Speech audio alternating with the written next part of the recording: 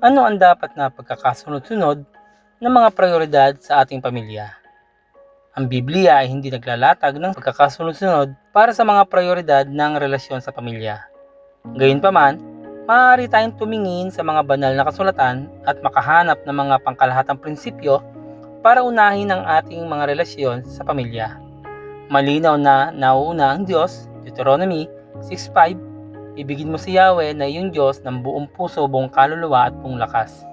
Tingnan din sa Mateo 22:34-40 at Juan 13:34-35.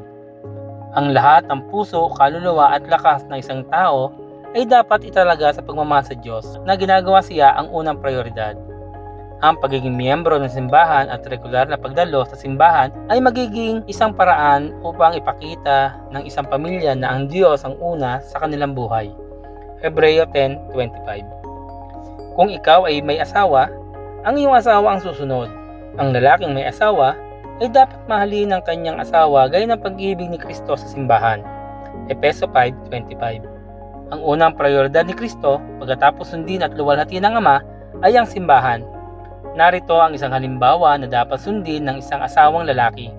Una ang Diyos, pagkatapos ay ang kanyang asawa. Sa parehong paraan, ang mga asawang babae ay dapat magpasakop sa kanilang mga asawa gaya ng sa Panginoon. Efeso 5:22. Ang prinsipyo ay ang asawang babae ay pangalawa lamang sa Diyos sa kanyang mga prioridad.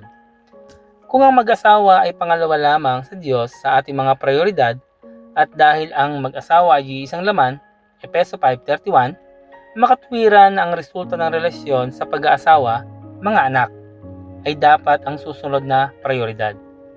Ang mga magulang ay dapat magpalaki ng mga makadiyos na anak na magiging susunod na henerasyon ng mga umiibig sa Panginoon ng buong puso.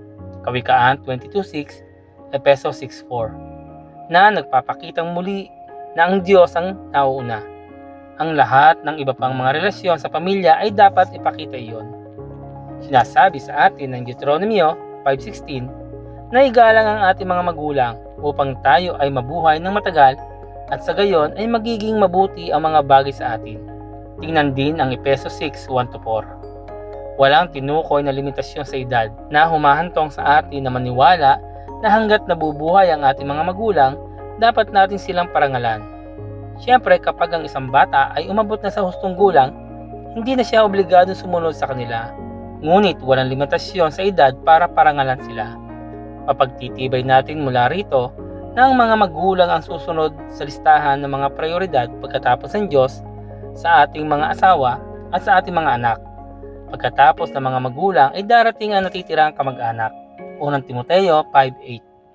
Ang pagsunod sa kamag-anak ay isa sa listahan ng mga prioridad ng mga kapananampalataya. Sinasabi sa atin ng Roma 14 na huwag husgahan o hamakin ang ating mga kapatid. Verse 10. O gumawa ng anumang bagay upang matisod o mahulog sa espiritual ang isang kapwa Kristiyano. Karamihan sa aklat ng unang Korinto ay ang mga tagubili ni Pablo kung paano dapat mamuhay ng may pagkakaisa ang simbahan na nagmamahalan sa isa't isa. Ang iba pang mga pangaral ay tumutukoy sa ating mga kapatid kay Kristo ay maglingkod kayo sa isa't isa sa diwa ng pag-ibig. Galatia 5:13. Maging mabait kayo at maawain. Magpatawad kayo sa isa't isa tulad ng pagpapatawad sa inyo ng Diyos dahil kay Kristo. Efeso 4:32. Palakasin ninyo ang loob ng isa't isa at magtulungan kayo tulad ng ginagawa ninyo ngayon. Unang Tesalonica 5:11.